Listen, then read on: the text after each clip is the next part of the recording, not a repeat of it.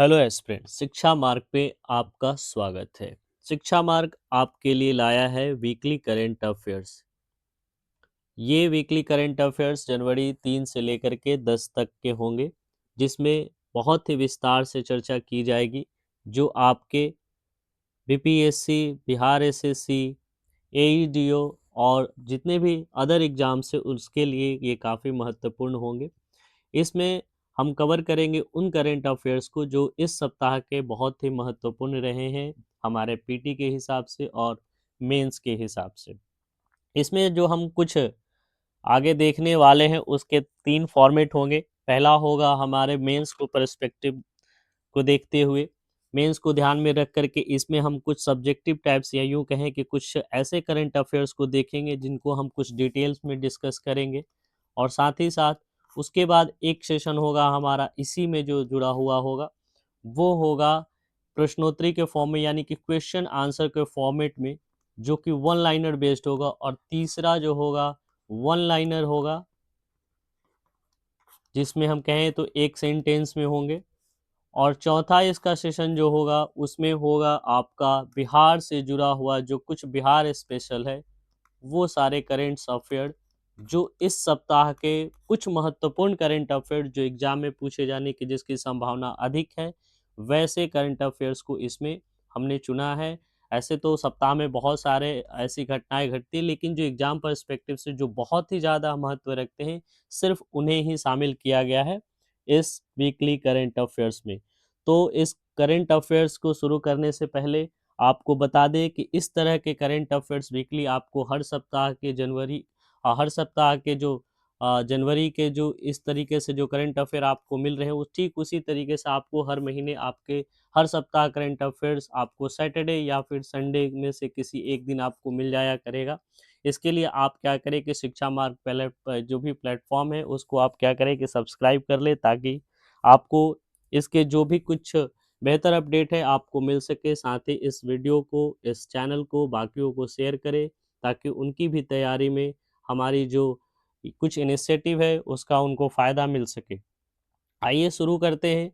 आज का जो सबसे पहला जो हम लोगों को मेंस पर्सपेक्टिव से देखा जाए तो बहुत ही महत्वपूर्ण जो न्यूज़ है, जो आर्टिकल है, या यूँ कहें कि जो करंट अफेयर्स है उसके तरफ, तो वो है निर्यात संवर्धन मिशन के तहत बाजार पहुंच दिशा निर्देश जो है अधिसूचित किया गया। एमएसएमई यानी कि माइक्रो स्मॉल मिनिमम जो भी एंटरप्राइजेज है, उसने भारत के जो भी निर्यात से संबंधित जो भी व्यापार है उसके पहुंच को सुधारने के लिए निर्यात संवर्धन मिशन के तहत 2 प्रमुख हस्तक्षेप शुरू किए। यानी कि कहें कि भारत सरकार उसमें 2 तरीके के कुछ कहें कि इंटरवेंशन लाई है। सबसे पहला उसने किया है कि ब्याज सब्सिडी हस्तक्षेप के रूप में प्री और पोस्ट शिपमेंट निर्यात में ऋण पर ब्याज सब्सिडी दी जाएगी। यानी कि जो प्री और पोस्ट शिपमेंट होंगे किसी भी प्रोडक्ट का, किसी भी कहें कि गुड्स का, तो उसमें क्या होगा कि ब्याज जो भी ऋण लिया जाएगा उसके ब्याज में सब्सिडी दी जाएगी, जिससे कार्यशील पूंजी की लागत में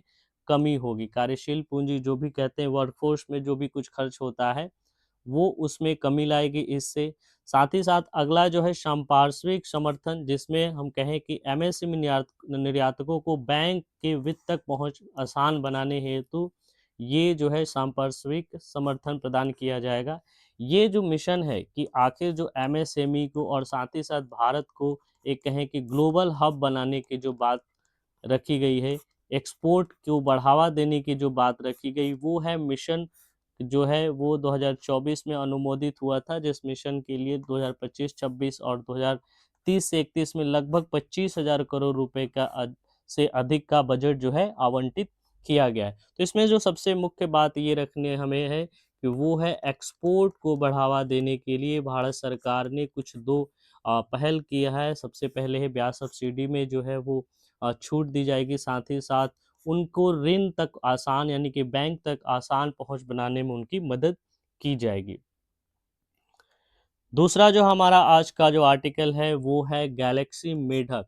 एक गैलेक्सी मेढक है जिसको कहें तो फोटो पर्यटन से एक तरह से कहें कि खतरा हुआ है, एंडेजर्ड हुए हैं, इनकी जो मृत्यु की संभावना बताई जा रही है, क्या है गैलेक्सी मेढक और क्या ये घटना है, इसको देखेंगे।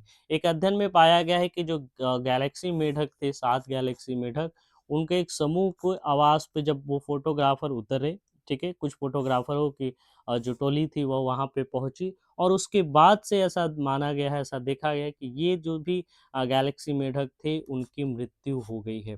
क्या कारण थे, क्या ये गैलेक्सी मेढक है और किस तरीके से ये एग्जाम के लिए इम्पोर्टेंट हो जाते हैं, इस पे सबसे पहले चर्चा करते हैं। सबसे पहले बात करें अगर प्रजाति की, तो ये गैलेक्सी मेढक अगर देखा जाए तो 2 से 3 सेंटीमीटर दुनिया की सबसे दुर्लभ और चमत्कार उभयचरों में से है, ठीक है।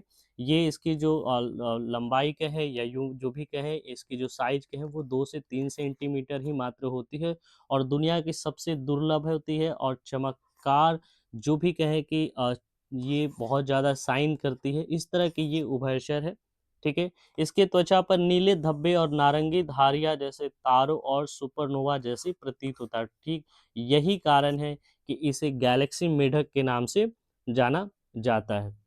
बात करें कि अगर ये कहाँ-कहाँ पाया जाता है, तो ये दक्षिणी पश्चिमी घाट जैसे केरल और तमिलनाडु के जो हिस्से आते हैं, उसमें 1000 से 1500 मीटर ऊंचाई वाले जो सदाबहार वन पाए जाते हैं, उसमें ये पाए जाते हैं, ठीक है। 1878 में इसकी पहली खोज की गई थी और 1928 में इसे पुनः देखा गया, और 97 में फिर से इसे दर्ज किया गया। जहाँ तक इसके इंडेंजर्ड कैटेगरी की बात करें, तो आयुसीन की स्थिति में इसे इंडेंजर्ड की श्रेणी में रखा गया है, और ये 5000 वर्ग किलोमीटर से कम, और आवास गंभीर रूप से इसके खंडित है।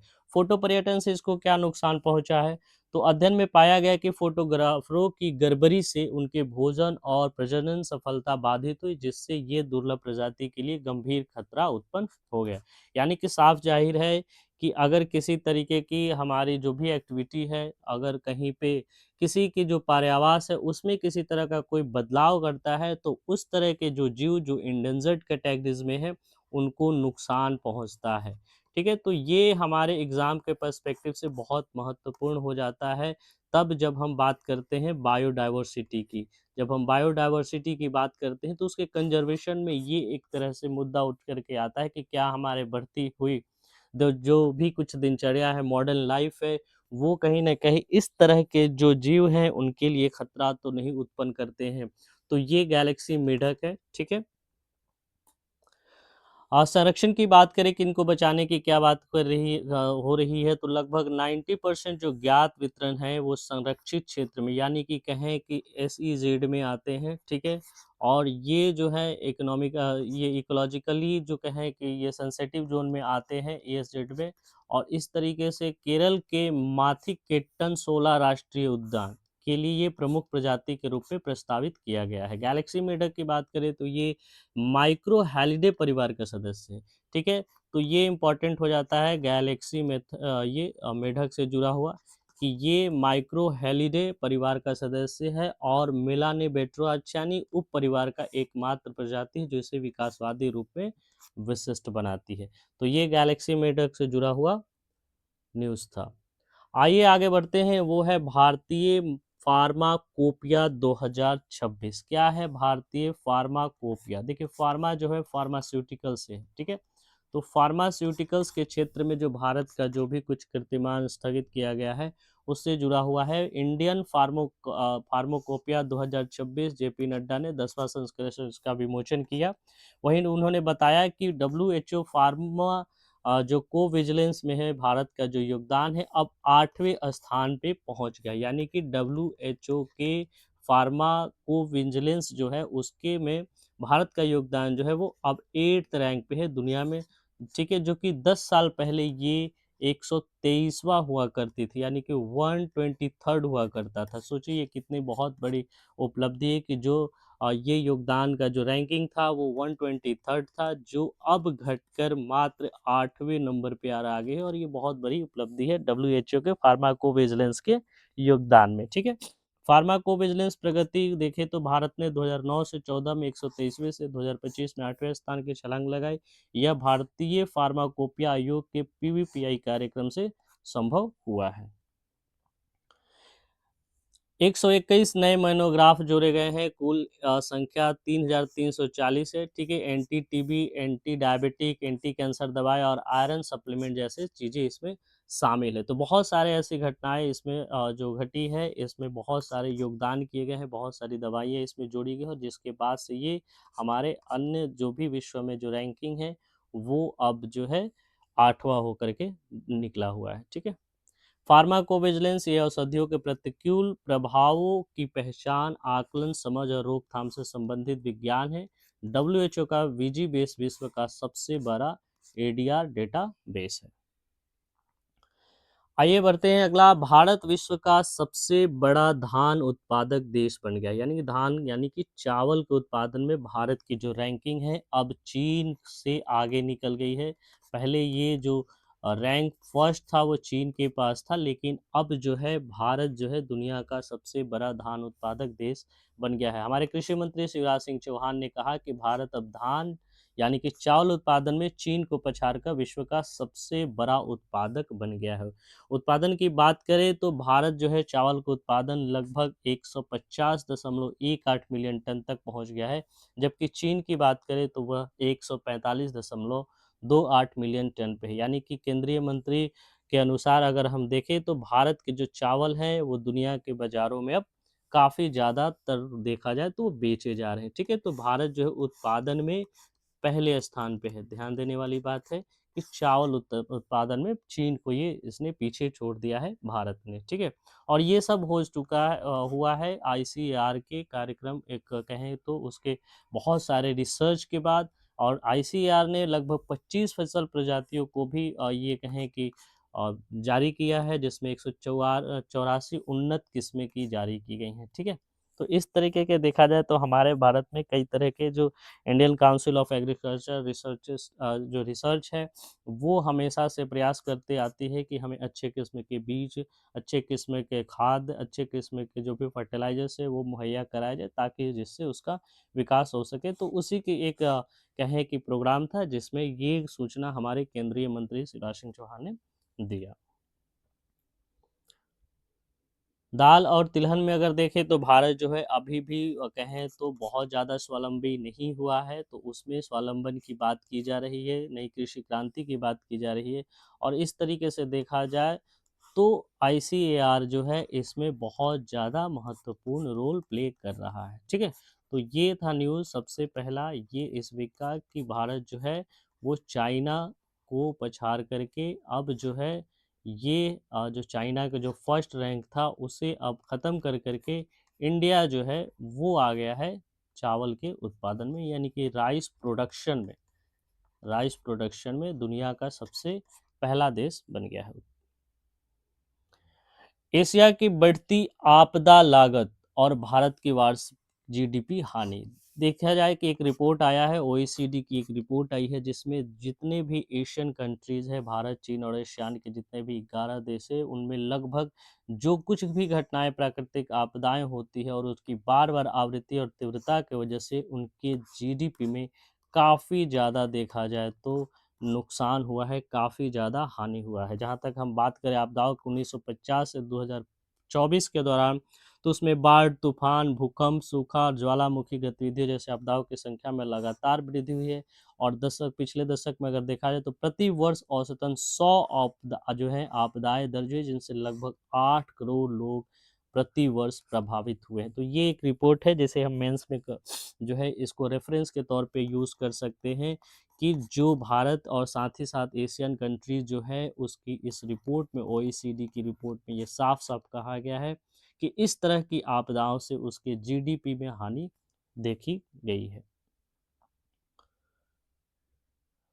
आइए जानते हैं हमारे विदेश मंत्री जो हैं फ्रांस और लग्जमबर्ग की आधिकारिक यात्रा पे निकले थे। ठीक है, जनवरी 2026 के ये 4 जनवरी को एस जयशंकर जो है उन्होंने ये फ्रांस और लग्जमबर्ग गए, सप्ताह भर उनकी जो है आधिकारिक यात्रा, क्या कुछ उससे निकल करके आता है वो बाद में देखेंगे जब ये पूरे उनकी जो यात्रा है वो कंप्लीट हो जाएगी, और उसके बाद कुछ न्यूज़ कवर होते हैं तो उसमें देखा जाएगा। फिलहाल यहाँ हम समझते हैं कि भारत और फ्रांस के हिसाब से देखा जाए तो यहाँ पे उनकी रणनीतिक साझेदारी की बात की जाएगी, साथ ही साथ यूरोपीय साझेदारों के साथ उच्च स्तरीय सामरिक संवाद को भी आगे बढ़ाने की बात की जाएगी। आइए जानते हैं समुद्र प्रताप। समुद्र प्रताप ये क्या है? तो ये हमारे रक्षा मंत्री राजनाथ सिंह ने भारतीय तटरक्षक पोत आईसीजीएस, जिसको समुद्र प्रताप के नाम से जाना जाता है, उसको औपचारिक रूप से तटरक्षक बेड़े में शामिल किया है। ठीक है, यह स्वदेशी रूप से डिजाइन किया गया है। ये जो है पूरे तरीके से कहें कि ये जो इंडिजिनस है, इंडिजिनस कहने का मतलब है कि स्वदेशी है, अपने ही देश में बनाया गया है समुद्र प्रताप। और ये प्रदूषण नियंत्रण पोत वाली है। ठीक है, ये क्या है? पॉल्यूशन कंट्रोल वेसल्स है, ये पहला है। ठीक है, क्या होता है पॉल्यूशन कंट्रोल वेसल? तो वैसे वेसल्स, वैसे पोत जो समुद्र में जो कुछ अशुद्धियां होती हैं या फिर ऑयल स्पिल हो जाता है, तेल जो है वो बिखर जाते हैं किसी भी तरीके से, और उनसे जो है पूरा जलीय जीवन जो होता है प्रभावित हो जाता है, मछलियां मर जाती हैं और कई तरह के कहें कि पॉल्यूशन होता है, प्रदूषण होता है, तो उसको ये दूर करेगा, उसको ये डिटेक्ट करेगा, उसे ये ख़त्म करेगा समुद्र प्रताप। और ये भारत की जो टेक्नोलॉजी है, इंडिजिनस टेक्नोलॉजी है। ठीक है, तो ये स्वदेशी निर्माण है। समुद्र प्रताप गोवा शिपयार्ड लिमिटेड द्वारा निर्मित किया गया, जिसमें 60% से अधिक स्वदेशी सामग्री उपयोग हुई है, और यह तटरक्षक बेड़े का सबसे बड़ा पोत है। ठीक है, क्षमता में वृद्धि हुई है। जहाँ तक देखें कि समुद्र प्रदूषण प्रतिक्रिया, अग्निशमन, समुद्री सुरक्षा, पर्यावरण संरक्षण, निगरानी क्षमता उल्लेखनीय वृद्धि हुई है। ठीक है, तो ये है समुद्र प्रताप, जो कि बहुत तरीके से कहें कि मल्टी डायमेंशनल है। यह प्रदूषण नियंत्रण के साथ साथ गश्त और समुद्री रक्षा जैसी अनेक भूमिकाएं निभाने में सक्षम है। ये नहीं कि ये सिर्फ पॉल्यूशन ही करेगा, बल्कि जो बाकी जो पोत का जो काम होता है वो भी वो बखूबी करेगा। ये मल्टी कहें कि टैलेंटेड है। ठीक है, इस तरीके से ये काम करेगा। समावेशिता की बात करें, इंक्लूजन की बात करें, तो समुद्र प्रताप पे पहली बार 2 महिला अधिकारी तैनात होंगे, जिससे तट रक्षक बल अधिक समावेशी बनेगा। तो ये भी इम्पोर्टेंट है, सवाल पूछा जा सकता है कि कौन ऐसा वेसल है जिस पे पहली बार महिला अधिकारी तैनात होंगी, तो वो है समुद्र प्रताप। आइए जानते हैं अगले आर्टिकल्स की तरफ। वो है पोपोकातेपेटल ज्वालामुखी। ठीक है, पोपोकातेपेटल ज्वालामुखी के अंदर पहली बार 3D छवियों को देखा गया है, बनाया गया है। ये है मैक्सिको के वैज्ञानिकों ने पोपोकातेपेटल ज्वालामुखी के आंतरिक भाग की पहली 3D यानी क्रॉस सेक्शनल छवि तैयार की, जो लगभग 18 किलोमीटर गहराई तक मैग्मा जलाशयों की जो संरचना है वो दिखाई देती है। आपको पता होना चाहिए कि जो मैग्मा होते हैं वो ज्वालामुखी के अंदर जो होते हैं, उनकी जो ये 3D कहें कि प्रिंटिंग है वो किया गया है मैक्सिको के वैज्ञानिकों के द्वारा। जहाँ तक हम बात करें इनके प्रमुख तथ्यों की, तो ये पोपोकतल दुनिया की सबसे सक्रिय ज्वालामुखियों में से एक है। 100 किलोमीटर के दायरे में लगभग 2.5 करोड़ लोग रहते हैं, और 5 हवाई अड्डे संभावित विस्फोट से प्रभावित हो सकते हैं। तो ये है पोपोकातेपेटल ज्वालामुखी, जो कि मैक्सिको के वैज्ञानिकों के द्वारा इसमें 3D इमेजेस इसके बनाए गए हैं।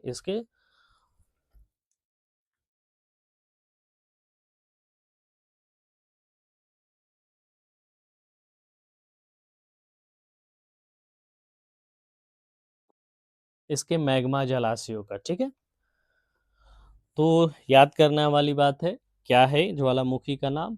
पोपोकातेपेटल। ठीक है,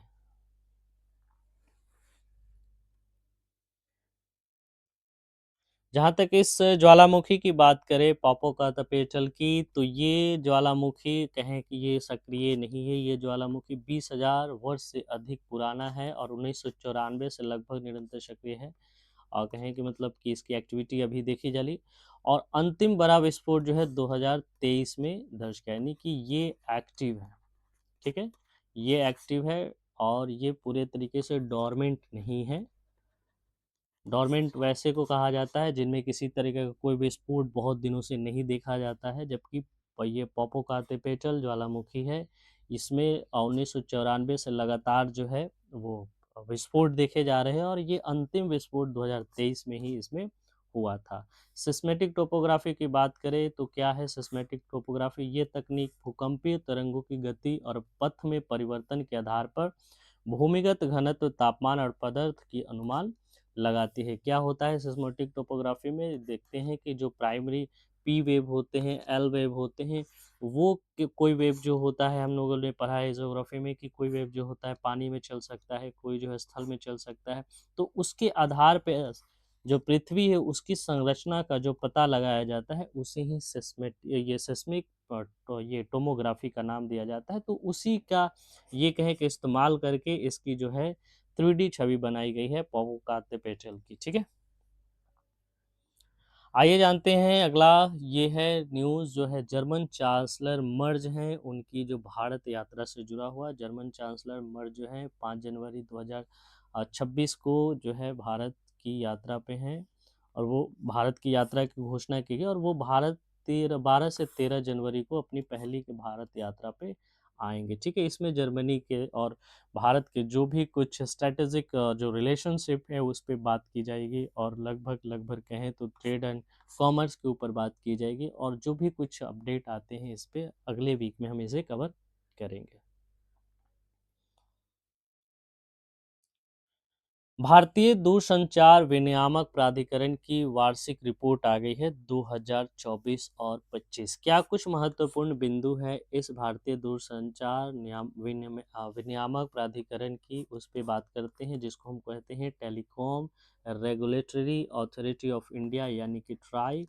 ठीक है, तो उसकी एक रिपोर्ट आई है 17 जो भी कहें, तो उसमें ये जो रिपोर्ट आई है उसकी चर्चा जो है राज्यसभा और लोकसभा में की जा रही है उसे, और 6 जनवरी को इस रिपोर्ट की मुख्य उपलब्धियों को सार्वजनिक किया गया।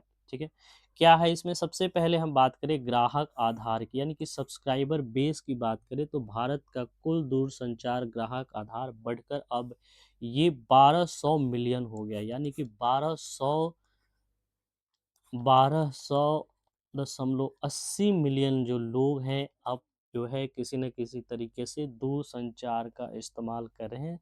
दुनिया का कहें कि दूसरा सबसे बड़ा दूरसंचार बाजार बन गया है भारत। ठीक है, ये दुनिया में कहें कि दूसरे स्थान पे आता है दूरसंचार के बाजार के रूप में। इंटरनेट और ब्रॉडबैंड की बात करें तो इसमें ग्राहकों की संख्या 969 मिलियन तक पहुंच गई है। नवंबर 2025 तक भारत में ब्रॉडबैंड ग्राहकों की संख्या 100 करोड़ 1 बिलियन का आंकड़ा पार कर गई है। ठीक है, ये पूरे तरीके से दोनों की अगर संयुक्त रूप से बात करें तो 969 है। वहीं अगर हम सिर्फ ब्रॉडबैंड की बात करें तो ये लगभग लगभग 100 करोड़ यानी कि 1 बिलियन लोगों का आंकड़ा पहुंच गया है। 5G विस्तार कहें तो 2025 तक भारत में 4.69 लाख से अधिक 5G बेस्ड ट्रांसीवर स्टेशन स्थापित किए गए हैं, जिसको BTS कहते हैं, जो लगभग 25 करोड़ उपयोगकर्ताओं को सेवा दे रहा है। यानी कि 5G जो यूज़र हैं भारत में वो हैं कितने? 25 करोड़। ठीक है, टीवी चैनल की बात करें तो देश में लगभग 918 निजी सैटेलाइट टीवी चैनल और 845 मल्टी सिस्टम ऑपरेटर सक्रिय है। यानी कि इसमें अगर हम कहें तो एग्जाम पर्सपेक्टिव से ये देखा जा रहा है कि हमारे जो डिजिटलाइजेशन ऑफ द कंट्री है, यानी हमारे भारत की जो कहें कि डिजिटल क्षेत्र में जो भी कुछ सफलता है उसमें काफ़ी ज़्यादा वृद्धि देखने को मिल रही है, और हम दुनिया के सेकंड ऐसे देश हैं जहाँ पे दूरसंचार की जो बाज़ार है वो सबसे अधिक है। टेली घनत्व ये एक ऐसा कहें कि भाई पैमाना है, पैरामीटर्स है, जिसके हिसाब से हम पता करते हैं किसी भी देश और किसी भी स्थान की कि वहाँ की जो टेलीकम्युनिकेशन जो है वो कितनी ज़्यादा कम या ज़्यादा है। ठीक है, तो टेली डेंसिटी जो है हमारे राष्ट्रीय स्तर पे वो 85.04% रहा है। तो ये याद करने की बात है कि हमारा जो टेली डेंसिटी है वो 85.04% है। ठीक है, वहीं अगर हम राजस्व की बात करें तो वायरलेस सेवाओं के लिए प्रति उपयोगकर्ता औसत मासिक राजस्व जो है वो 16.89 वार्षिक वृद्धि के साथ 149 से बढ़कर अब 174 रुपये हो गए। यानी कि एक व्यक्ति जो है औसतन देखा जाए तो 174 रुपये खर्च जो है महीने का वो टेलीकम्युनिकेशन पे कर रहा है। देश में लगभग 918 निजी सेटेलाइट टीवी चैनल है, 845 मल्टी सिस्टम ऑपरेटर जो है सक्रिय है। तो ये हैं कुछ महत्वपूर्ण ट्राई के रिपोर्ट्स, जिसको हम कहते हैं एनुअल रिपोर्ट 2024-25 में जो कुछ फैक्ट्स हैं वो भारत के टेलीकम्युनिकेशन से जुड़ा हुआ।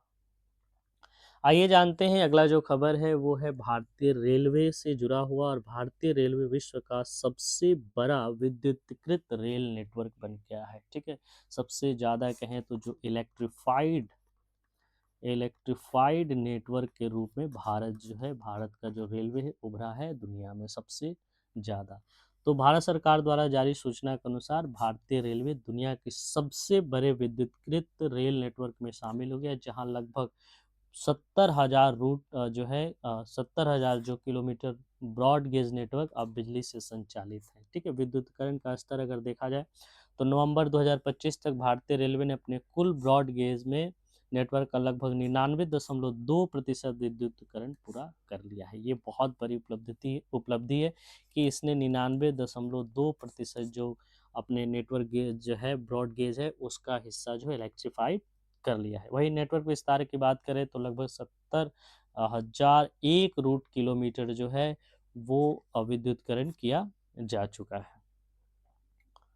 वैश्विक में अगर हम तुलना करें तो भारत का 99.2% जो है ये विद्युतीकरण स्तर जो है स्विट्जरलैंड के 100% के बाद दुनिया में सबसे अधिक है। यानी कि अगर हम पहले स्थान पे देखें कि जहाँ पे पूरी तरीके से इलेक्ट्रिफाइड यानी कि 100% इलेक्ट्रिफिकेशन किया गया है, तो वो है आपका स्विट्जरलैंड। ठीक है, तो ये स्विट्जरलैंड जो है वो पहले स्थान पे आता है, उसके बाद सेकेंड पे हमारा जो है भारत आता है। ठीक है, उसके बाद जो चीन 82% दुनिया में सबसे अधिक है, जो चीन और रूस और ब्रिटेन जैसे बड़े रेल नेटवर्क वाले देशों से काफ़ी आगे है। तीसरे स्थानों पे हम बात करें तो चाइना हो जाएगा, फिर उसके चौथे पे रसिया और पांचवे पे ब्रिटेन। यानी अगर टॉप 5 की हम बात करें तो सबसे पहला हो जाएगा आपका इलेक्ट्रिफिकेशन ऑफ रेलवे नेटवर्क में, वो हो जाएगा स्विट्जरलैंड, दूसरे पे हो जाएगा इंडिया, तीसरा चाइना,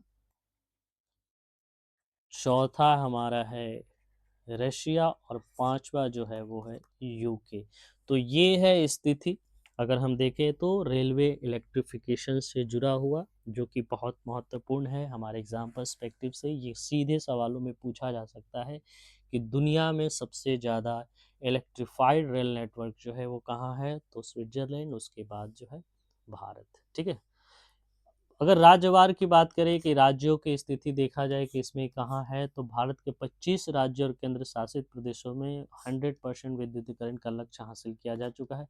केवल 5 राज्य हैं, राजस्थान, तमिलनाडु, कर्नाटक, असम और गोवा, जिसमें शेष कार्य बाकी है। यानी कि ये जो 99.2% है सिर्फ इन्हीं 5 राज्यों की वजह से नहीं हो सका है। मतलब इन राज्यों में अभी भी इलेक्ट्रिफिकेशन का जो कहें कि टारगेट है वो 100% अचीव करना शेष रह गया है, मतलब बाकी रह गया है। ठीक है, तो ये राज्य कौन कौन से हैं? राजस्थान है, तमिलनाडु है, कर्नाटक है, असम है और गोवा है। और जहाँ तक हम देख सकते हैं कि ये सारे जितने भी राज्य हैं वो कहीं ना कहीं देखें तो अ, मुश्किल वाले क्षेत्र में आते हैं, जैसे कर्नाटक, असम, गोवा, इन सारे में। ठीक है, तो ये कुछ राज्य हैं जहाँ पे अभी इलेक्ट्रिफिकेशन नेटवर्क की बात करें उस क्षेत्र में थोड़ी सी अचीवमेंट अभी बाकी है।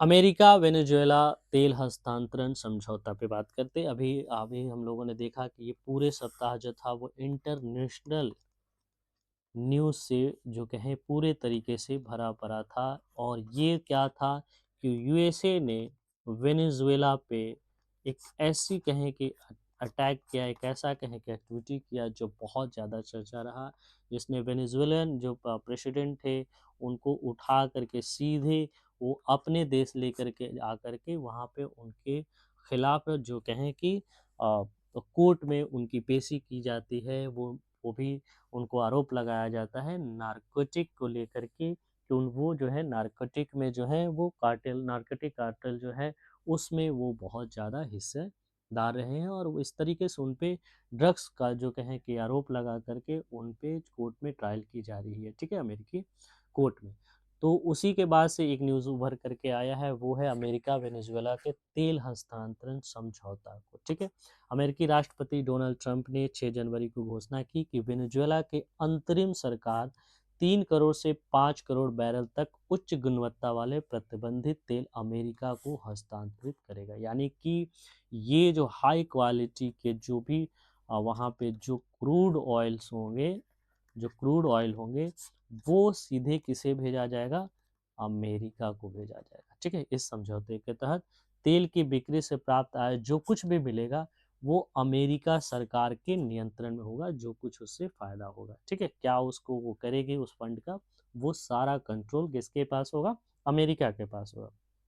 तेल की मात्रा की अगर बात करें तो वेनेजुएला 30 से 50 मिलियन बैरल तेल अमेरिका को देगा, जिसकी अनुमानित कीमत अगर हम देखें तो 2.85 अमेरिकी डॉलर होने की संभावना है, ठीक है। आय का नियंत्रण पूरे तरीके से देखा जाए तो अमेरिकी गवर्नमेंट के पास होगा, यानी कि ट्रंप के शासन के पास होगा, और उसके द्वारा अमेरिकी राष्ट्रपति द्वारा नियंत्रित किया जाएगा। और यह सुनिश्चित किया जाएगा कि इसका उपयोग वेनेजुएला और संयुक्त राज्य अमेरिका दोनों के लोगों के लाभ के लिए किया जाए। ये कितना हद तक सही है, कितना हद तक गलत, ये अलग मुद्दा है। लेकिन अगर हम इसके हस्तांतरण समझौता, जो सो कॉल्ड हस्तांतरण समझौता कह सकते हैं, उसकी बात करें तो उससे जो कुछ भी उन्हें पैसे मिलेंगे, जो कुछ उन्हें जो अर्निंग होगी, उसका इस्तेमाल और उसका किस तरीके से उपयोग किया जाए, इस पे पूरी तरीके से अमेरिकी राष्ट्रपति का नियंत्रण होगा, और वो इसका इस्तेमाल वेनेजुएला और संयुक्त राज्य अमेरिका के लोगों के हित के लिए करेंगे, ऐसा उनका दावा है। अमेरिका ऊर्जा सचिव जो क्रिस राइट है, उनको कहा गया है कि ये तत्काल प्रभाव से इस निर्देश को लागू करें और टैंकरों के माध्यम से सीधे अमेरिकी बंदरगाहों तक कच्चे तेल का परिवहन करें, ठीक है। तो ये पूरे तरीके से हम पहले ही चर्चा कर चुके हैं कि ये वेनेजुएला के राष्ट्रपति निकोलस मादुरो को अमेरिकी सैन्य अभियान द्वारा पकड़ने और उन्हें अमेरिका ले जाने के कुछ दिनों बाद की ये घटना है, जिन्हें मादक पदार्थ यानी कि नारकोटिक्स जो भी मटेरियल्स है यानी ड्रग्स है, उसकी तस्करी का आरोप लगा करके उन पे किया गया। आइए जानते हैं अगले न्यूज़ की तरफ, जो कि बहुत ज़्यादा पॉजिटिव है भारत के हिसाब से। तो भारत की पहली हाइड्रोजन ट्रेन का रन शुरू हुआ है, ठीक है। हाइड्रोजन ट्रेन का ट्रायल रन शुरू हो गया है। हाइड्रोजन 8 जनवरी 2026 को भारतीय रेलवे ने देश की पहली हाइड्रोजन से संचालित ट्रेन का ट्रायल रन शुरू किया, जो चेन्नई स्थित इंटीग्रल कोच फैक्ट्री द्वारा विकसित की गई है। तो ये इम्पोर्टेंट हो जाता है कि ये जो ट्रेन का जो कोच है वो कहाँ बना है, तो वो बना है चेन्नई, यानी कि तमिलनाडु के चेन्नई के एक इंटीग्रल कोच फैक्ट्री यानी कि आईसीएफ के द्वारा ये निर्मित है, जो कि हाइड्रोजन से चलेगा, जो कि हाइड्रोजन से चलेगा, और इसका ट्रायल रन शुरू हो गया है, ठीक है। तो ट्रायल रेल जो है उत्तरी रेलवे, जिसको हम बोलते हैं नॉर्दर्न रेलवे, ठीक है, जिंद सोनीपत खंड लगभग 90 किलोमीटर पे है, जिसमें research design and standard organisation द्वारा ऑसिलेशन टेस्ट और इमरजेंसी बेग डिजिटल ट्रायल शामिल है। तो ये कहाँ से चलाया गया है? ये शुरू किया गया है जिंद से सोनीपत के बीच में लगभग 90 किलोमीटर की दूरी पे, ठीक है। ट्रेन की अगर जहाँ तक बात करें कि क्या कुछ खास विशेषताएं हैं, तो ये 10 कोच वाली ट्रेन है, जिसमें 2 ड्राइविंग पावर कारें हैं और 8 यात्री कोच है, जो कि 2400 किलोवाट की शक्ति है इसमें, और जो कि दुनिया की सबसे लंबी और शक्तिशाली ब्रॉडगेज हाइड्रोजन ट्रेन है। इसकी अधिकतम गति 150 किलोमीटर प्रति घंटा है, ठीक है। ईंधन और पर्यावरण की बात करें तो हाइड्रोजन फ्यूल सेल तकनीक पर आधारित यह ट्रेन शून्य कार्बन डाइऑक्साइड, यानी कि इसमें किसी तरह का सीओटी का इमिशन नहीं होगा, ठीक है। अगर हम बात करें कोयले से चलने वाले ट्रेन की, तो इसमें पूरे तरीके से हम लोग देखते हैं कि कोयले से चलने वाले जो भी रेल होते हैं, ट्रेन होती हैं, रेलगाड़ियाँ होती हैं, उस पे बहुत ज़्यादा CO2 इमिशन होता है। वहीं अगर हम इलेक्ट्रिक से भी बात करें तो उसमें कहीं न कहीं CO2 होता है। कहाँ से होता है? क्योंकि जब हम बिजली का जो उत्पादन करते हैं कोयले से, तो वो कहीं न कहीं वो वही CO2 को हम उस पे भारित करेंगे ट्रेन के ऊपर, ठीक है, जो बिजली का इस्तेमाल कर रहे हैं, ठीक है। लेकिन अगर जहाँ तक हम हाइड्रोजन फ्यूल की बात करें तो इसमें किसी तरह का कार्बन डाइऑक्साइड का जो है उत्सर्जन नहीं होगा, और ये केवल जलवाष्प छोड़ती है, जो जिंद में स्पेन के सहयोग से निर्मित हाइड्रोजन प्लांट ईंधन आपूर्ति होगी। ठीक है, तो ये कहें तो हाइड्रोजन बनेगा कहाँ, तो जिंद में होगा, और ये जिंद में हाइड्रोजन जो बनेगा वो किसकी सहायता से बन रहा है, तो स्पेन की सहायता से बन रहा है। तो ये हैं कुछ खास महत्वपूर्ण तथ्य भारत की हाइड्रोजन ट्रेन से जुड़ा हुआ। ये ट्रायल रन शुरू हुआ, सबसे पहली बात कि ये जिंद यानी हरियाणा के जिंद से ये शुरू किया गया है। ठीक है, दूसरी इसमें बात है इसे बनाया किसे है, तो इसे बनाया गया है ये जो चेन्नई है ये इंटीग्रेटेड जो कोच फैक्ट्री आईसीएफ उसके द्वारा। ठीक है, और इसकी हम बात करें कि ये चलेगा किससे, तो ये चलेगा हाइड्रोजन से, और ये हाइड्रोजन का निर्माण कहाँ होगा, तो जिंद में होगा। और ये कौन सी कंपनी सॉरी कौन से देश के मदद से बनेगा, तो ये स्पेन के सहयोग से निर्मित होगा। व्यावसायिक सेवाएं की बात करें कि कब तक ये जो कहें कमर्शियल रूप से आ जाएंगे, तो सफल ट्रायल के बाद इसी वर्ष यात्रियों के लिए सेवाएं शुरू होने की उम्मीद है, जिसे भारत, जर्मनी, स्वीडन, जापान और चीन जैसे चुनिंदा देशों में शामिल हो जाएगा। ठीक है, अभी तक देखें तो दुनिया में ये जो जर्मनी, स्वीडन, जापान और चीन ऐसे देश हैं जहाँ पे हाइड्रोजन से चलने वाली जो है ट्रेन मौजूद है। ठीक, अगर ये जो ट्रायल है सही तरीके से हो जाता है तो इसी साल अगर हाइड्रोजन से जुड़ा हुआ ट्रेन का ये जो कमर्शियल यूज़ है शुरू हो जाने के बाद भारत भी इस कैटेगरी में शामिल हो जाएगा। ठीक है, हाइड्रोजन ट्रेन जो है फ्यूल सेल पे तकनीक पे आधारित होती है और हाइड्रोजन ऑक्सीजन के रासायनिक प्रतिक्रिया से विद्युत उत्पन्न करती है। ठीक है, ये H2 और O2 के संगम से, ठीक है, इस तरीके से कहें तो ये बिजली का उत्पादन करता है, और ये पूरे तरीके से पर्यावरण अनुकूल होता है, जिसमें किसी भी तरीके का कार्बन डाइऑक्साइड गैस का उत्सर्जन नहीं होता है। तो ये है भारत की पहली हाइड्रोजन ट्रेन का ट्रायल रन शुरू होने से संबंधित खबर। आइए बढ़ते हैं आज के हम उस वन लाइनर जो कहें कुछ क्वेश्चन आंसर फॉर्मेट में करेंट अफेयर्स की तरफ। इसमें ये वैसे न्यूज़ होंगे जो वन लाइनर में सीधे सीधे एग्जाम में पूछ लिए जाते हैं, तो उससे जुड़े हुए जो इस सप्ताह के कुछ करेंट अफेयर्स हैं उस पर आज हम नज़र डालते हैं। सबसे पहला है प्रश्न के तौर पे अगर देखें तो सांख्यिकी एवं कार्यक्रम कार्यान्वयन मंत्रालय ने नए लोगों में केंद्र में स्थित अशोक चक्र किसका प्रतीक माना गया, यानी कि ये जो सांख्यिकी एवं कार्यक्रम कार्यान्वयन मंत्रालय है उसका एक लोगो जारी किया गया है। ठीक है, लोगो जारी किया गया है जिसमें अशोक चक्र की स्थिति को डाला गया है, उसमें अशोक चक्र शामिल किया गया, तो बताया जा रहा है कि इसे किसका प्रतीक माना गया है। ठीक है, तो ये सत्य, पारदर्शिता और सुशासन का प्रतीक माना गया है। 1 जनवरी 2026 को जारी किया गया है इसका लोगो, जिसमें अशोक चक्र मुख्य रूप से सत्य, पारदर्शिता और सुशासन यानी कि अगर हम बात करें तो इसमें इसकी चर्चा की गई है, यानी कि true, transparency and good governance का ये सिंबल है। ठीक है, तो सांख्यिकी एवं कार्यक्रम कार्यान्वयन मंत्रालय के द्वारा एक लोगो जारी किया गया 1 जनवरी 2026 को, जिसमें अशोक स्तंभ की स्थिति है, उसमें अशोक स्तंभ का इस्तेमाल किया गया है। तो वो किसको प्रदर्शित करता है, तो सत्य, पारदर्शिता और सुशासन। कर्नाटक के विजयनगर जिले में पहली बार देखे गए स्ट्रॉबेरी रंग के दुर्लभ तेंदुओं को क्या लोकप्रिय नाम दिया गया है। कर्नाटक के देखा जाए तो विजयनगर जो जिला है उसमें एक तेंदुआ देखा गया है जो कि बहुत ही अद्भुत रंग का है, स्ट्रॉबेरी कलर का है। तो उसका क्या नाम दिया गया है, इस तेंदुए का नाम क्या दिया गया है, तो उसे नाम दिया गया है चंदन तेंदुआ यानी सैंडलवुड लेपर्ड। और यह तेंदुआ एरिथ्रिज्म नामक दुर्लभ अनुवांशिक स्थिति के कारण हल्के लाल गुलाबी रंग का है। ठीक है, उसमें खास किस्म का एक कहें कि आनुवंशिकी है जिसे हम एरिथ्रिज्म कहते हैं, और इसके वजह से इसका जो रंग है हल्का लाल गुलाबी रंग का होता है और इसे स्ट्रॉबेरी कलर के रूप में माना जा रहा है। तो इसका नाम दिया गया है चंदन तेंदुआ।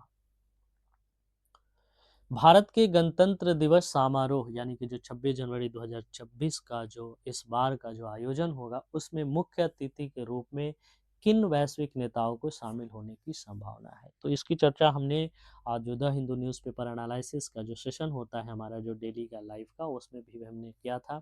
तो यूरोपीय संघ के जो कहें कि ये राष्ट्रपति उर्सुला वॉन डेर लियोन है और एंटोनियो कोस्टा के मुख्य अतिथि बनने की इसमें उम्मीद है, यानी कि उर्सुला वॉन डेर लियन और एंटोनियो कोस्टा।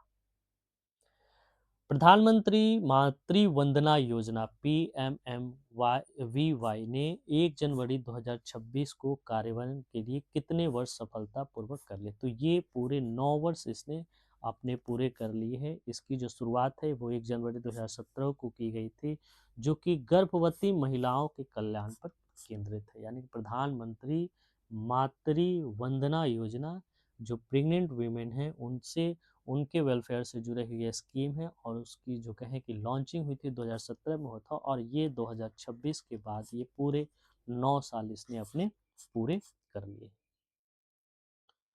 अरुणाचल प्रदेश में लोहित नदी पर प्रस्तावित 1200 मेगावाट की कलई टू जल विद्युत परियोजना का निर्माण किस कंपनी द्वारा किया जाएगा?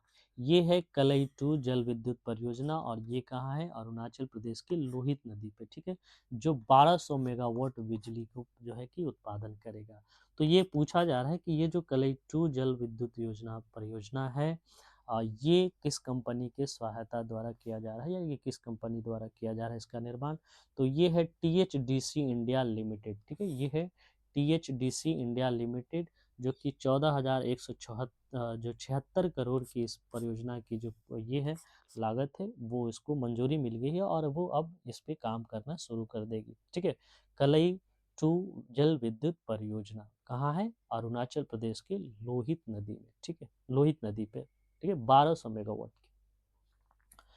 भारतीय कृषि अनुसंधान परिषद यानी कि ICAR द्वारा हाल ही में कितनी नई फसलों को किस्मों को लॉन्च किया गया? अभी हम लोगों ने देखा था कि जब बात की गई थी कि भारत जो है दुनिया का सबसे बड़ा राइस प्रोड्यूसर बन के निकला है, ठीक है, चावल उत्पादक बन के उभरा है, तो उसी में हमने बात की थी कि ICAR ने कुछ किस्मों के जो फसल हैं, जो बीज हैं, वो उसको लॉन्चिंग की है। तो उसमें ही पूछा जा रहा है कि कितने किस्मों को लॉन्च किया गया जो जलवायु लचीली और उच्च उपज वाली। तो हमने देखा था कि ये 184 किस्म के बीजों का कहें कि ये फसलों का ये किया है, ठीक है, अनाज तिलहन और गन्ने सहित 184 उन्नत किस्में इसमें जारी किए गए।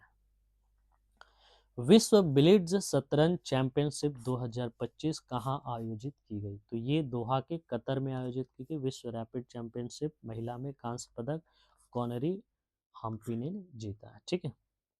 विश्व ब्लिट्ज शतरंज चैंपियनशिप 2025 कहाँ आयोजित किया गया? तो दोहा के कतर में। राष्ट्रीय खेल शासन अधिनियम 2025 के अनुसार खेल संघों की कार्यकारी समितियों में कम से कम कितने गुणवत्तापूर्ण खिलाड़ी होने चाहिए? तो ये राष्ट्रीय खेल शासन अधिनियम 2025 भारत सरकार द्वारा लाई गई। तो उसमें पूछा जा रहा है कि उसमें जो संघ की कार्यकारी समिति की जो बात की जा रही है उसमें कम से कम कितने स्पोर्ट्स पर्सन ऑफ मेरिट होने चाहिए? तो इसमें कम से कम 2 ऐसे व्यक्ति होने चाहिए जो स्पोर्ट्स पर्सन हो, ठीक है। अधिनियम के तहत अब निर्णय लेने की प्रक्रिया में एथलीटों की भागीदारी अनिवार्य कर दी गई है। प्रधानमंत्री नरेंद्र मोदी ने जनवरी 2000 ये जनवरी 1026 में सोमनाथ मंदिर पर हुए हम पहले आक्रमण के कितने वर्ष पूरे होने पर सोमनाथ स्वाभिमान पर्व मनाए? तो जाहिर सी बात है कि ये क्वेश्चन में ही आंसर छुपा हुआ है। ये बताया जा रहा है कि 1026 में हुआ था, और आज अभी है 2026, तो हमें आपको पता लगाने में बहुत मुश्किल नहीं होगी कि ये कितने साल हुए हैं, ठीक है। खैर ये न्यूज़ है ये कि जो सबसे बड़ा न्यूज़ है वो इससे पूछा जा सकता था कि सोमनाथ स्वाभिमान पर्व जो मनाया जा रहा है वो कितने साल पहले जो घटना घटी थी उसके उपलक्ष्य में मनाया जा रहा है। तो ये 1026 में जो सोमनाथ मंदिर पे जो कुछ महमूद गजनबी द्वारा आक्रमण किया गया था उसके उपलक्ष्य में ये मनाया जा रहा, और ये पूरे इसके 1000 वर्ष पूरे होने के उपलक्ष्य में ये मनाया जा रहा है, ठीक है। हाल ही में किस राज्य केंद्र शासित प्रदेश की सरकार ने मानव रेबीज यानी ह्यूमन रेबीज को अधिसूचित रोग घोषित करने का निर्णय लिया है, ठीक है। तो दिल्ली ने कहा है कि ह्यूमन रेबीज जो है वो पूरे तरीके से कहा जाए तो इसे अधिसूचित रोग के रूप में इसको शामिल किया गया है। इसके माध्यम से रियल टाइम निगरानी और शीघ्र पता लगाने में साक्ष्य आधारित योजना बनाकर रेबीज के मामले में प्रभावी नियंत्रण पाना संभव हो सकेगा, ठीक है। भारतीय कृषि अनुसंधान परिषद द्वारा विकसित भारत की पहली जीनोम संपादित यानी कि जीनोम एडिटेड चावल की किस्म का नाम क्या है? तो अभी हमने चर्चा किया था आईसीएआर ने बहुत सारे जो है चुनिंदा फसलों को लॉन्चिंग किया है, तो उसी में उसने एक जीनोम एडिटेड चावल की किस्म का भी कहें कि नाम दिया है और ये किया है उसको लॉन्चिंग की है। उस जीनोम संपादित जो चावल है उसका नाम क्या है? तो ये DRR राइस जो है वो है 100 कमला। कमला और पूसा DST राइस की एक जैसी किस्में जलवायु अनुकूल और जन संरक्षण के लिए विकसित की गई है। तो ठीक है, तो इसका नाम है DRR राइस 100 कमला। ठीक है, ये जीनोम एडिटेड चावल की किस्में है। इंडियन ऑयल कॉरपोरेशन ने रूसी आपूर्ति पर निर्भरता को कम करने के लिए हाल ही में किस देश के कच्चे तेल का पहला कार्गो जो है खरीदा? अभी हम लोग देख रहे हैं कि वेनेजुएला पे जो कुछ ये आक्रमण हुआ है अमेरिका का, उसके बाद से जो तेल के जो कहें कि आ, बाजार है वो बहुत ज़्यादा गर्म है। हालांकि भारत जो है वेनेजुएला से मात्र अपने कुल इस्तेमाल का जितना भारत जो है उपयोग करता है वो उसका मात्र 0.3% ही जो है वो तेल खरीदता है। लेकिन जो रसिया के मामले में हम बात करें तो भारत जो है अपने पूरे तरीके से कहें तो 2/3 हिस्सा जो है वो रसिया से ऑयल परचेज करते। तो इससे अपनी निर्भरता को कम करने के लिए भारत ये इंडियन ऑयल कॉरपोरेशन है ना, वो किस देश से अपना कच्चा तेल खरीदा है? तो वो है कोलंबिया। आईओसी ने कोलंबियाई कंपनी इको पेट्रोल के साथ समझौता के तहत 2 मिलियन बैरल कच्चा तेल खरीदा है। अंटार्कटिका में माउंट विंसन फतह करने के साथ ही दुनिया की सबसे कम उम्र की 7 समिट्स विजेता कौन बनी? ठीक है, अंटार्कटिका में माउंट विंसन है, ठीक है, उसकी फतह करने के साथ ही दुनिया की सबसे कम उम्र की 7 समिट्स विजेता कौन बनी है? तो ये है काम्या कार्तिकेयन। 18 वर्षीय काम्या ने 7 महाद्वीपों की सबसे ऊंची चोटियों पर चढ़कर विश्व रिकॉर्ड बनाया। ये मात्र 18 वर्ष की हैं, ध्यान देने वाली बात है, और ये सबसे कम उम्र की हैं। ठीक है, काम्या कार्तिकेयन। राष्ट्रीय खेल शासन अधिनियम 2025 के तहत स्थापित होने वाले 3 सदस्यीय निरीक्षण निकाय का नाम क्या है? राष्ट्रीय खेल बोर्ड जो कहें यह नया बोर्ड खेल संघों को वित्तीय जो कार्य प्रणाली है और सरकारी फंडिंग है उसकी पात्रता की निगरानी करेगा। ठीक है, तो ये जो राष्ट्रीय खेल शासन अधिनियम 2025 लाया गया है, अभी हमने इसकी चर्चा की थी कि उसके बोर्ड में जो है कम से कम 2 स्पोर्ट्स पर्सन होने अनिवार्य है। तो ठीक उसी से जुड़ा हुआ ये न्यूज है कि जब ये इसकी स्थापना हो जाएगी तो इसमें 3 सदस्यीय निरीक्षण निकाय का नाम क्या रखा गया है? तो राष्ट्रीय खेल बोर्ड रखा गया है इसका नाम। और इस राष्ट्रीय खेल बोर्ड का कार्य क्या होगा? तो ये खेल संघों के जो भी वित्तीय कार्य प्रणाली होगी यानी फाइनेंस से जुड़ा होगा और फंडिंग जो होगी उसकी ये कहें कि ये एलिजिबिलिटी पे ध्यान देगी कि एलिजिबल है या नहीं, ये इसकी क्या एलिजिबिलिटी है उसकी जो है ये जांच पड़ताल करेगी। ठीक है,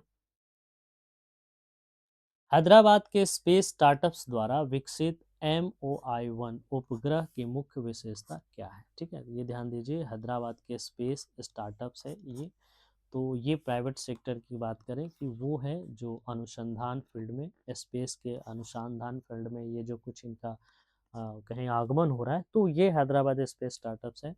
उसके द्वारा एक विकसित किया गया है MOI-1 उपग्रह। उसकी मुख्य विशेषता क्या है? तो ये ऑन बोर्ड AI प्रसंस्करण से लैस है। MOI-1 डेटा को प्रसारित करने से पहले उसे स्वयं संसाधित करता है जिससे ट्रांसमिशन लागत कम होती है। ठीक है, तो इसमें पूरे तरीके से देखा जाए तो ये AI इनेबल्ड है, ये AI इनेबल्ड है क्या? MOI-1 उपग्रह, और ये किसका है? तो हैदराबाद के स्पेस स्टार्टअप्स द्वारा शुरू किया गया। डीआरडीओ ने हाल ही में किस मिसाइल का एक लॉन्चर से 2 बार सॉल्वो लॉन्च एक साथ फायरिंग सफलतापूर्वक किया है? ये बहुत बड़ी उपलब्धि है कि एक ही बार में, ठीक है, एक ही साथ कहें तो दो लॉन्च, एक ही लॉन्चर से 2 बार लॉन्च किया गया। तो ये है प्रलय। डीआरडीओ ने हाल ही में जो प्रलय मिसाइल है उसके लॉन्चर से 2 बार सॉल्वो लॉन्च किया। चांदीपुर ओडिशा में 2 प्रलय मिसाइलों का सफल परीक्षण किया गया। वर्तमान में सतह से सतह पर मार करने वाली यह अर्ध बैलिस्टिक मिसाइल अपनी उच्च सटीकता के कारण महत्वपूर्ण है। ये surface to surface, surface to surface यानी कि S2S है, तकनीक पे ये काम करती है, या द बैलिस्टिक मिसाइल है। और ये चांदीपुर उड़ीसा के प्रलय मिसाइलों का सफल परीक्षण किया गया। वर्ष 2025 में भारत के ब्रॉडबैंड ग्राहकों की संख्या कितनी थी? अभी हम लोगों ने देखा कि ट्राई ने ये जो 2024-25 से जुड़ा हुआ अपने जो एनुअल रिपोर्ट जारी की है, तो उसमें ये बहुत कुछ आंकड़े जो आए थे, तो उसमें यही पूछा जा रहा है कि ब्रॉडबैंड ग्राहकों की संख्या कितनी थी। तो 100 करोड़ के लगभग, यानी कि 2015 से 13.15 करोड़ ग्राहकों की संख्या बढ़कर ये 2025 में ये 100 करोड़ को पार होना एक बहुत बड़ी डिजिटल क्रांति का प्रमाण है। कार्बन बॉर्डर एडजस्टमेंट मैकेनिज्म, जिसे CBAM कहा जाता है, ठीक है, कार्बन बॉर्डर एडजस्टमेंट मैकेनिज्म के तहत किन प्रमुख उत्पादों पर कार्बन शुल्क लगाया जाएगा? तो हम लोगों ने बहुत पहले ही चर्चा किया है, और ये बहुत पहले की घटना है, 2023-24 से ही इसकी बात की जा रही है। ये यूके के द्वारा है। तो इस्पात, सीमेंट, एल्युमिनियम, जो ये तीन ऐसे तत्व हैं, उन पे जो है कार्बन शुल्क लगाया जाएगा कार्बन बॉर्डर एडजस्टमेंट मैकेनिज्म के द्वारा। यूरोपीय संघ की यह नीति, जिसका उद्देश्य आयातित कार्बन गहन वस्तुओं से होने वाली कार्बन उत्सर्जन पर उचित मूल्य निर्धारित करना है। इस्पात, सीमेंट और एल्युमिनियम के अलावा उर्वरक और बिजली जैसे कार्बन गहन उत्पादों पर भी शुल्क लागू होगा। तो ये है CBAM।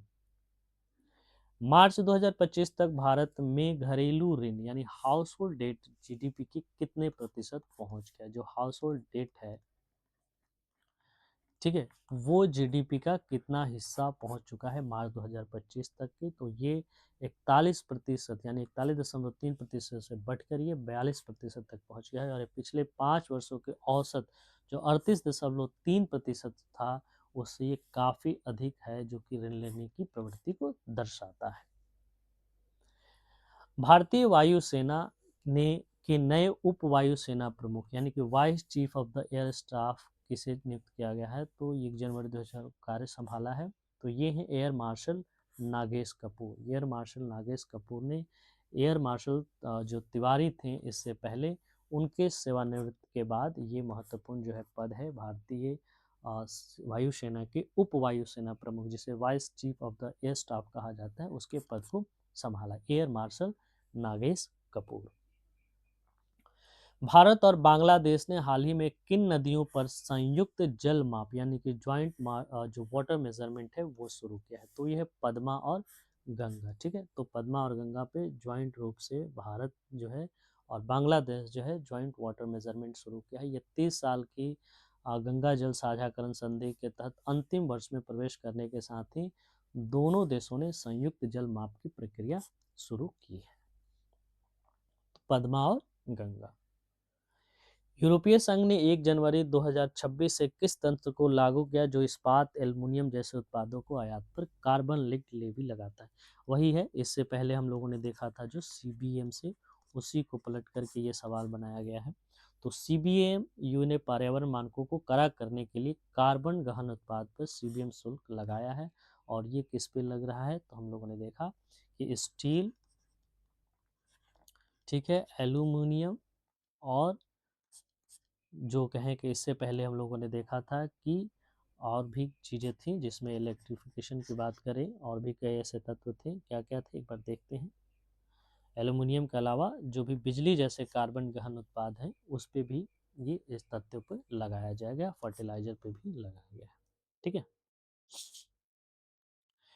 NHAI ने यानी कि national highway authority of India ने राजमार्ग निर्माण में गुणवत्ता नियंत्रण सुरक्षा के लिए किसके साथ समझौता किया है? ये जो है हमारा national highway authority of India है, जिसको NHAI बोलते हैं, ठीक है। तो उसने राजमार्ग निर्माण में गुणवत्ता नियंत्रण के लिए, सुरक्षा के लिए समझौता किया है। वो किसके साथ किया है? तो नेशनल टेस्ट हाउस यानी कि NTH के द्वारा ये समझौता उनके साथ ये किया है। दोनों संस्थाएं विश्व स्तरीय बुनियादी ढांचे के निर्माण हेतु परीक्षण और पारदर्शिता पे सहयोग करेंगे। नीति आयोग की रिपोर्ट में किस विश्वविद्यालय को वैश्विक शिक्षा केंद्र के लिए बेंचमार्क माना गया है? ठीक है, नीति आयोग ने अपनी एक रिपोर्ट में कहा है ये जो विश्वविद्यालय हैं वैश्विक शिक्षा केंद्र के लिए बेंचमार्क हैं। तो ये है गुजरात बायोटेक्नोलॉजी यूनिवर्सिटी। नीति आयोग ने उच्च शिक्षा के वैश्वीकरण पर अपनी रिपोर्ट में यानी कि GBU यानी कि गुजरात बायोटेक्नोलॉजी यूनिवर्सिटी की सराहना की है, और साथ ही साथ गुजरात जो टेक्नोलॉजी विश्वविद्यालय है उसको वैश्विक शिक्षा केंद्र के लिए बेंचमार्क माना है। बोला है कि ये कहें तो इसमें जो भी शिक्षाएं हैं वो विश्व स्तर की हैं। ठीक है। भारत 1 जनवरी 2026 से किस अंतर्राष्ट्रीय प्रक्रिया की अध्यक्षता संभाल ली है? तो ये जो है क्षेत्रों से आने वाले हीरो के अवैध व्यापार को रोकने से संबंधित हो। तो ये हम लोगों ने पहले कई बार देखा है किम्बरले प्रोसेस के बारे में। ठीक है, तो ये किम्बरले प्रोसेस जो है उसकी अध्यक्षता जो है अब भारत को मिली है। ठीक है, भारत 2026 के लिए किम्बरली प्रोसेस का अध्यक्ष होगा। यह वैश्विक पहल है जो संघर्ष वाले क्षेत्रों से आने वाले हीरो को अवैध व्यापार को रोकती है। तो किम्बरले प्रोसेस पूछा जाता है वनडे एग्जाम में, ये किससे जुड़ा हुआ है? तो ये हीरे के व्यापार से जुड़ा हुआ संगठन है। आरबीआई की भारत में बैंकिंग की प्रवृत्ति और प्रगति रिपोर्ट 2025 के अनुसार सितंबर 2025 के अंत में अनुसूचित वाणिज्यिक बैंक का सकल एनपी यानी कि ग्रॉस ये जो है नॉन परफॉर्मिंग एसेट्स अनुपात गिरकर कितना रह गया है। यानी कि एनपीए वैसे लोन्स को कहते हैं जो कहें कि नॉन परफॉर्मिंग एसेट्स के रूप में माना जाता है। नॉन परफॉर्मिंग एसेट्स यानी वैसे ऋण को कहा जाता है जो वापस नहीं आने की स्थिति में होते, यानी कहें कि जो वो पैसे डूब जाने की स्थिति में होते उसे नॉन परफॉर्मिंग एसेट कहते हैं। तो उसके जो अनुपात है वो काफ़ी ज़्यादा घट गया है। ये बहुत अच्छी खबर है। तो ये 2.1% हो गया, यानी कि अनुसूचित वाणिज्यिक बैंक की परिसंपत्ति गुणवत्ता में उल्लेखनीय सुधार हुआ, जिससे उनका सकल एनपीए जो है सितंबर 2025 के अंत तक 2.1% के बहुउद्देश्य निचले स्तर पे आ गया है। हालिया रिपोर्ट के अनुसार भारत दुर्लभ मृदा तत्व यानी कि रेयर अर्थ एलिमेंट भंडार के मामले में दुनिया में किस स्थान पे? ये देखिए आज का जो महत्वपूर्ण जो अर्थ एलिमेंट आकर के उभरा हुआ है, रेयर अर्थ एलिमेंट। हर देश चाहता है कि हमारे देश में रेयर अर्थ जो है वो प्रचुर मात्रा में हो तो बहुत ज़्यादा अच्छा हो। ठीक है, उसकी जो है कहें कि अगला एक तरह से कहें कि जिस तरह से पेट्रोल के लिए मार हो रहा है, एक समय आएगा जो रेयर अर्थ के लिए भी इस तरह की घटनाएं देखने को मिलेंगी। तो भारत इसमें जो है रेयर अर्थ के मामले में देखा जाए तो तीसरे स्थान पे आता है। भारत 6.9 मिलियन टन भंडार के साथ विश्व में तीसरे स्थान पर है। ठीक है। हुरून इंडिया रिच लिस्ट 2025 के अनुसार दुनिया की सबसे अमीर भारतीय मूल की पेशेवर प्रबंधक जो है प्रोफेशनल मैनेजर कौन बनी है? ठीक है, तो ये है हुरून इंडिया रिच लिस्ट 2025, जिसमें सबसे ज़्यादा अगर कहें भारतीय मूल की जो सबसे ज़्यादा धनी है तो वो है जय श्री उल्लाल। ठीक है, जय श्री उल्लाल 50,170 करोड़ की संपत्ति के साथ दुनिया ये भारत की जो कहें कि सबसे शीर्ष स्थान पे है रिचनेस में। मैगलेव ट्रेन के क्षेत्र में चीन दुनिया का कौन सा देश बन गया जिसने इस तकनीक में महारत हासिल की है? तो तीसरा बना है। इससे पहले संयुक्त राज्य अमेरिका यानी कि यूएसए, जर्मनी और उसके बाद चीन जो है मैगलेव तकनीक में महारत हासिल करने वाला दुनिया का तीसरा देश बन गया। ठीक है। इजराइल सरकार ने किससे इजराइल की शांति पुरस्कार 2026 से सम्मानित करने की घोषणा की? ये देखिए इजराइल की शांति पुरस्कार है। इससे पहले आपको पता है कि एक नोबेल पीस प्राइज भी दिया जाता है, लेकिन ये जो शांति पुरस्कार है ये इजराइल देती है। तो इजराइल की शांति पुरस्कार 2026 से इजराइल जो है किसे सम्मानित करने की बात की रही है? तो ये हैं डोनाल्ड ट्रंप। ठीक है, डोनाल्ड ट्रंप को ये सम्मान दिया जाएगा। ये ट्रंप द्वारा मध्य पूर्व शांति प्रयासों और गाजा शांति समझौते में निभाई गई भूमिका को ध्यान में रख के दिया जा रहा है। ठीक है।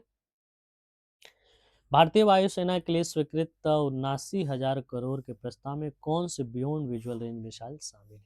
तो अभी हम लोगों ने देखा था बहुत सारे न्यूज आए हुए थे जो कहें कि रक्षा सामग्री के एक्विजिशन से जुड़ा हुआ। तो उसमें ये पूछा जा रहा है कि बियॉन्ड विजुअल रेंज मिसाइल एक शामिल है, वो कौन सा था? तो वो है अस्त्र मार्क 2। अस्त्र मार्क 2 हवा से हवा में मार करने वाली एक स्वदेशी मिसाइल यानी कि A2A है ये। ठीक है, एयर टू एयर।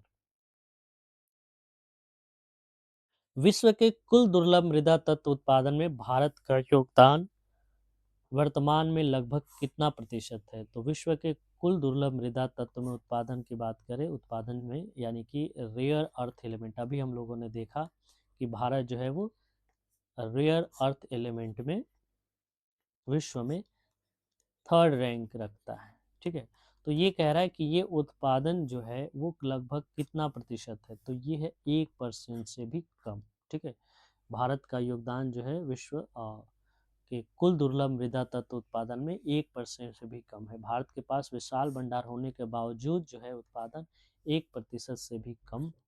ठीक है, टेक्सन की रिपोर्ट के अनुसार 2025 के दौरान भारत में कितने नए स्टार्टअप्स यूनिकॉर्न बनेंगे। ठीक है, तो भारत के जो 5 स्टार्टअप्स हैं वो 2025 के दौरान यूनिकॉर्न बन गए। भारत ने ये है नवी, जम्बोटेल, JSW और 1SME, जसपे और रेंज फाइनेंशियल सर्विस जैसे 5 यूनिकॉर्न जोड़े गए।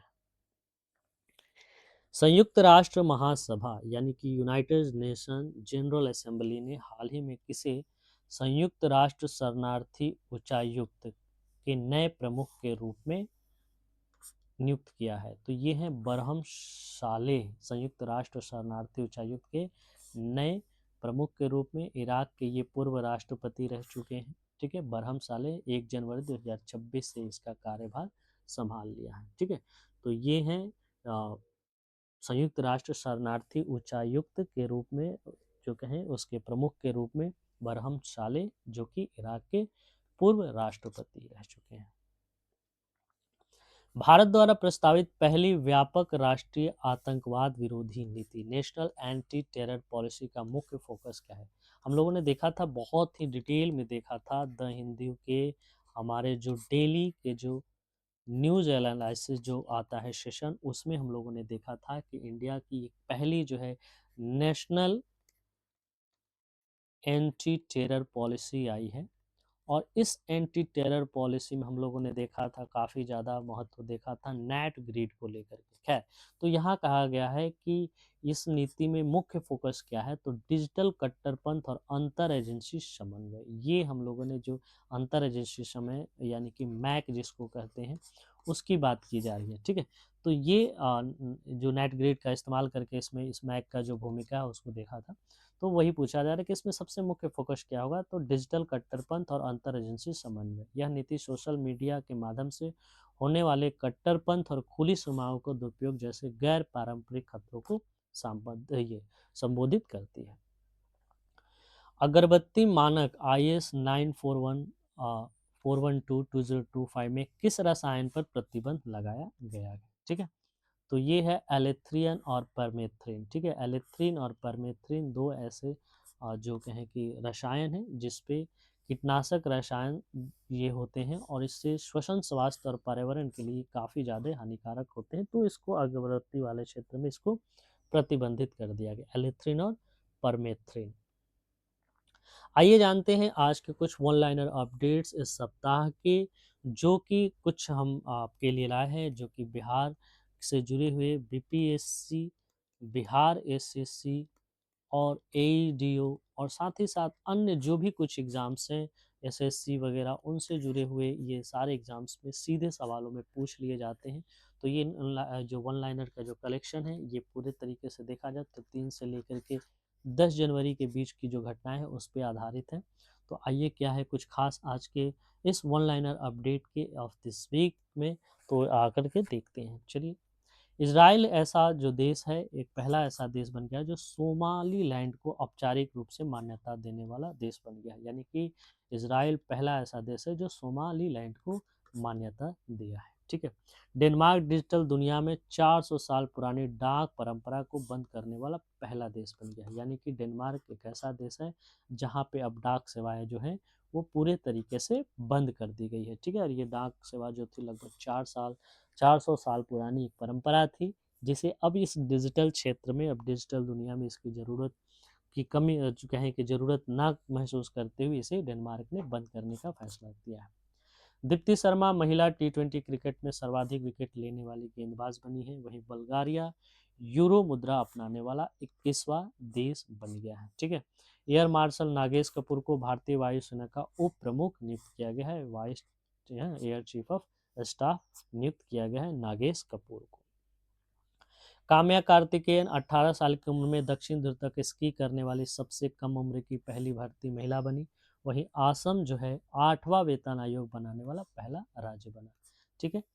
कुसावती को गोवा का तीसरा जिला घोषित किया गया। गोवा में जो है 2 जिले थे, अब जो है बढ़ करके ये 3 जिले हो गए और इस नए जिले का नाम है कुसावती। ठीक है।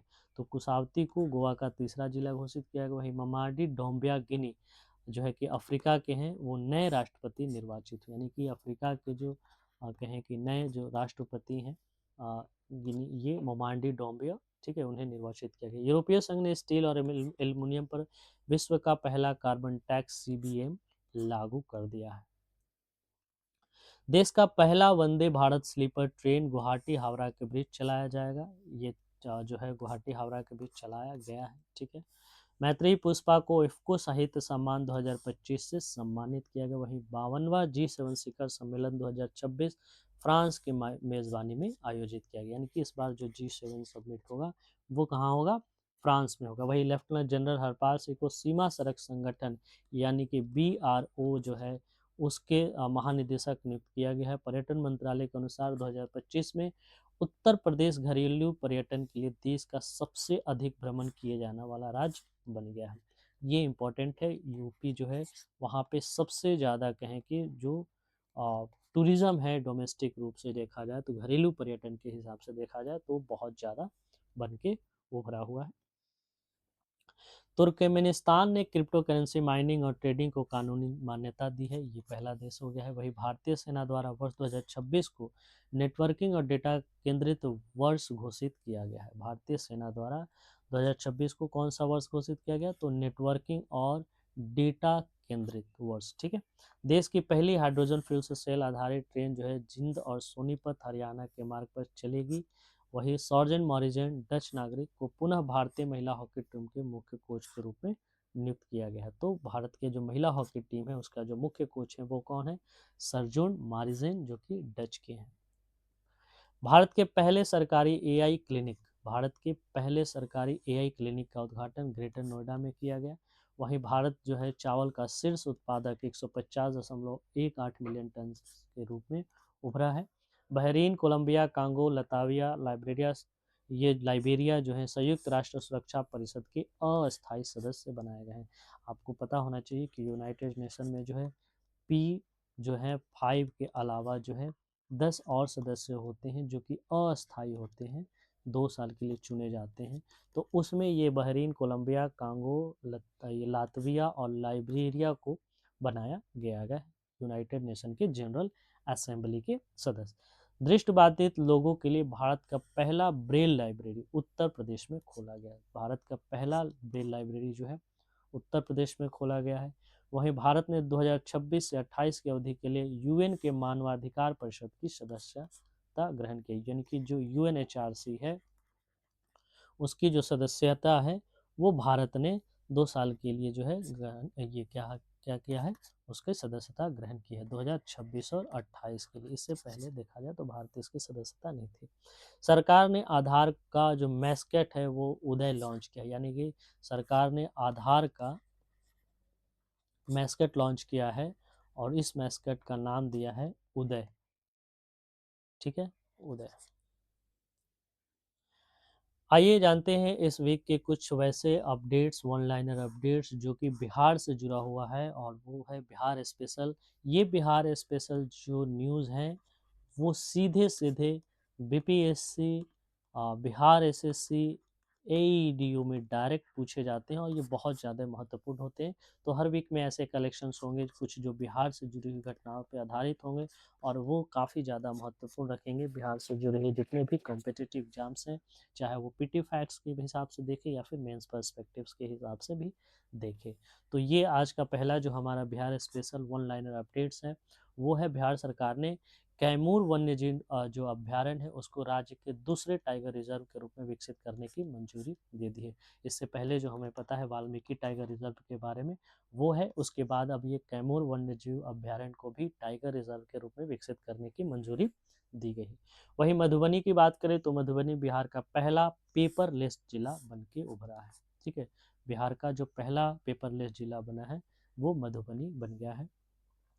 न्यायमूर्ति संगम कुमार साहू को पटना उच्च न्यायालय के 47वें मुख्य न्यायाधीश के रूप में जो है शपथ दिलाया गया। ये शपथ जो है राज्यपाल, अभी के जो वर्तमान राज्यपाल हैं बिहार के, वो आरिफ मोहम्मद खान ने दिलाए, ठीक है। और ये हमारे कहें कि 47th जो कहें कि chief justice of high court of ये जो कहें पटना, वो बने हैं न्यायमूर्ति संगम कुमार साहू।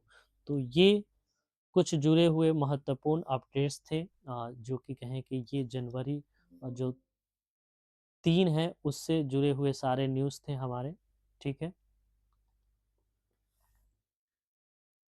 जनवरी 3 से जो कहें कि देखा जाए तो 10 से ये पूरे जो भी सप्ताह के जो कुछ न्यूज़ हमारे थे उससे जुड़े हुए अपडेट्स हमने इसमें शामिल किया। 1 मिनट। जनवरी 3 से 10 तक के जो भी कुछ न्यूज़ थे, जो भी कुछ अपडेट्स थे करंट अफेयर के हिसाब से, वो इसमें शामिल किए गए हैं, जो कि पीटी और मेंस के लिए काफ़ी ज़्यादा महत्व रखते हैं। बीपीएससी, एईडीओ, बिहार एसएससी और अदर जितने भी एग्ज़ाम्स हैं उनमें इनका रोल काफ़ी ज़्यादा अहम रहता है। तो शिक्षा मार्ग आपके लिए जो है हमेशा इस तरह के जो भी कहें करंट अफेयर्स के जो भी ये सेशन है, वीकली करंट अफेयर्स के जो सेशन है वो लाता रहा है और लाएगा आपके लिए, ठीक है। आप इस चैनल को, शिक्षा मार्ग चैनल को सब्सक्राइब कर ले, साथ ही साथ इसके बेल आइकन को प्रेस कर ले और इस वीडियो को वैसे एस्पिरेंट्स को शेयर करें जो बिहार से जुड़े हुए और बाकी जो भी करंट अफेयर से जुड़े हुए जो भी जो तैयारी है वो करना चाहते हैं या फिर करते हैं, जिसमें उनको काफ़ी ज़्यादा मदद मिल सके। साथ ही हमारे जो रीच है, हमारी जो पहुंच है और जो सब्सक्राइबर की जो संख्या है वो लोगों तक पहुंचने से बढ़ सके। तो इसी आशा के साथ कि आप जो है अपनी तैयारी बेहतर तरीके से करते रहेंगे, आपसे जो है अ, आज का जो सेशन है अब यहीं पे हम समाप्त करते हैं। फिर मिलेंगे हम अगले सेशन में, जो कि अगले वीकली सेशन में हम देखेंगे कि क्या कुछ खास रहने वाला है। Thank you.